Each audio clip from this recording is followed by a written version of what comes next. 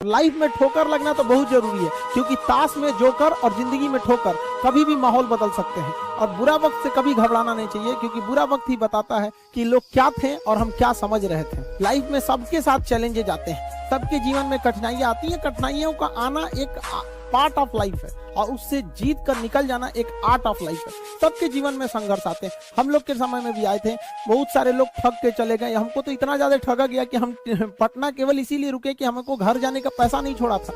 इस तरह से हमको यहाँ पर लूट लिया था लोगों ने, लेकिन हम धैर्य रखे, अपने टीचर से बात की तो उन्होंने काफी मधुर भाषा में बोला कि देखो बेटा, जीवन में किसी को ठगना पाप है, ठगा जाना कभी पाप नहीं है।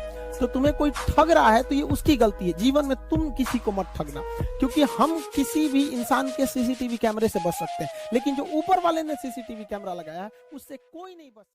अगर आपको काबिल बनना है ना, बाज की तरह उड़ना है, तो बार बार बोलते हैं इन तितलियों का साथ छोड़ दीजिए। कृष्ण भगवान का भी एक उम्र था जब गोपियों के पीछे घूम रहे थे। एक उम्र आया, भाड़ में गई गोपियां, मारा देखे महाभारत करा के रख दिया।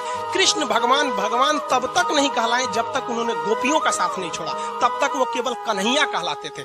भगवान तभी कहलाए जब उन्होंने लड़कियों का साथ छोड़ा। तो अब तक केवल आप विद्यार्थी कहलाएंगे जब तक कि लड़की या गर्लफ्रेंड के साथ रहेंगे। जिस दिन इनका साथ छोड़ेंगे ना, उस दिन दुनिया आपको देखेगी।